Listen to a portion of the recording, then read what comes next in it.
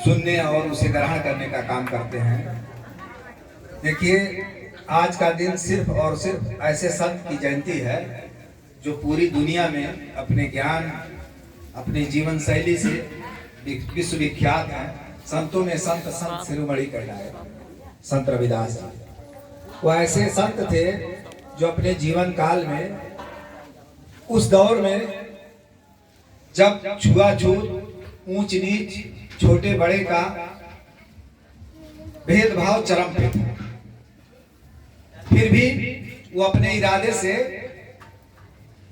हटे नहीं, डटे रहे। और उन्होंने ये करके दिखाया कि देखिए, इंसान के अंदर निष्ठा और ईमानदारी अगर हो तो कोई कार्य कठिन नहीं हो सकता है। उन्हीं के दौर में, उनके समकक्ष में तमाम ऐसे संत गुजरे, लेकिन आज वो वर्ग विशेष में बैठकर रह गए। लेकिन संत से रविदास जी ऐसे संत हुए जो पूरी दुनिया में अपनी छवि, अपनी जीवनी से एक छाप छोड़ करके चले गए।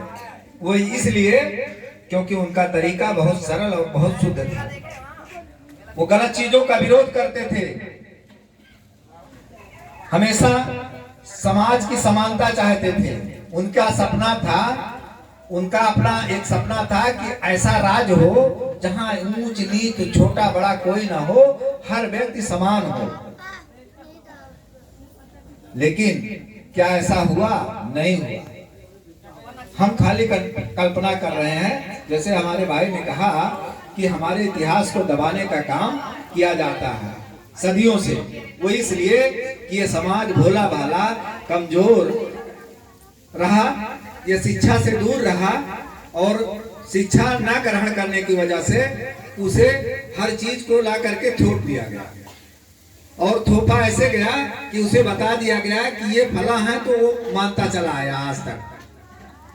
लेकिन जब शिक्षित हुए, वो तो धन्य है बाबा साहब जिन्होंने पूरा संघर्ष करके, अपनी पूरी जिंदगी खपा करके, सारी परेशानियां झेल करके, भूखे प्यासे रह करके, फटे कपड़े पहन करके हमें और आपको अधिकार दिए। तब जा करके हमारे बच्चे, हमारे नौजवान, हमारी बच्चियां, हमारे समाज की महिलाएं पढ़ने लायक हुई। और जब पढ़ी तब तक बहुत देर हो चुका था, क्योंकि हम जिस महापुरुष की बात कर रहे हैं वो 15वीं शताब्दी के थे, यानी 600-650 वर्ष पहले की बात है। तब आप सोचिए कि क्या स्थिति रही होगी। आवाज सब कुछ है हमारे पास, बाबा साहब का दिया संविधान है, उसमें दिया गया अधिकार है। उसके बावजूद भी आज देख लीजिए सच्चाई क्या है। हमारे नौजवानों को घोड़ी पे चढ़ने पे मार दिया जाता है, हमारे मासूम बच्चे को घड़े में पानी पी लेने से मार दिया जाता है, हमारी बहन बेटियों को शिक्षा से दूर कर दिया जा रहा है, सरेआम उनकी इज्जत आबरू लूट ली जा रही है। सुनने वाला कोई नहीं है। ये सपना नहीं था हमारे संतों का, हमारे महापुरुषों का। लेकिन दुर्भाग्य है, जो कौम सोती है वो कभी शासक नहीं बन पाती है। आज ये कौम सो रही है, ये पूरी तरह से ये कौम सो रही है। उसी का नतीजा है कि हमारे और आपके ऊपर गलत विचारधारा के लोग हुकूमत कर रहे हैं। चंद मुट्ठी भर लोग, जिनकी संख्या चुटकियों में आप गिन सकते हैं उंगलियों पे, वो राज कर रहे हैं। और जिनको हम गिन ही नहीं पा रहे हैं, वो ये बहुजन समाज है, इनके ऊपर वो चंद लोग राज कर रहे हैं। क्यों राज कर रहे हैं? उसका सारा कारण यही है कि ये समाज सो रहा है। अब सो क्यों रहा है? शिक्षा से दूर, जागरूकता से दूर, नशे की हालत में मस्त है, उसे कोई पड़ी ही नहीं है। वो जब नशे की हालत में हो जाता है तो ये भूल जाता है कि सामने वाली बेटी वो हमारे समाज की बेटी है, हमारे समाज की बहन है। लेकिन नहीं, जब नशा घुसा तो सब भूल जाता है और गलत कार्य करता है। पता ये चलता है कि नशे की हालत में सड़कों पे, चौराहों पे विवादों में उलझ कर रह जाता है, और उससे भी ज्यादा आगे बढ़ा तो इतना ज्यादा शराब ड्रिंक कर लेता है कि वो रोड पे कहीं किसी गटर नाड़ी में मरा हुआ पड़ा रहता है।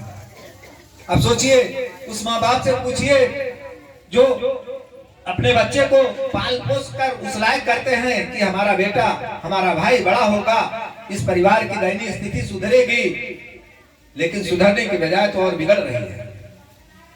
इसलिए आज ये हमारी और आपकी दशा है। ये चंद चेहरे जो बच्चियां, माताएं, बहनें हमारे सामने बैठी हैं, महिलाएं बैठी हैं। एक दौर ऐसा था कि आपको कपड़ा पहनने का अधिकार नहीं था, सीना ढकने का अधिकार नहीं था, खुलेआम चलती थी सीना खोल करके।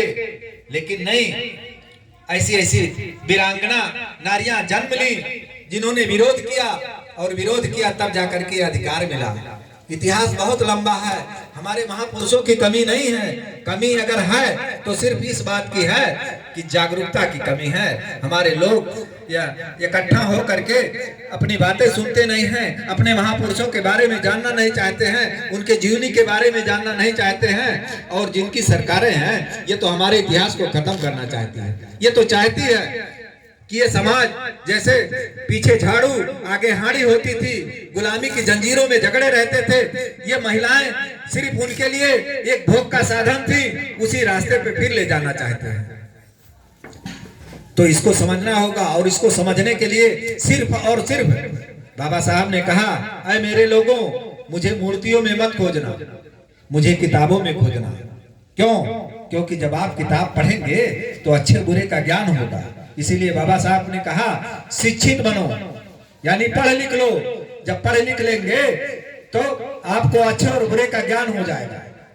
यानी कोई ऐसा व्यक्ति, कोई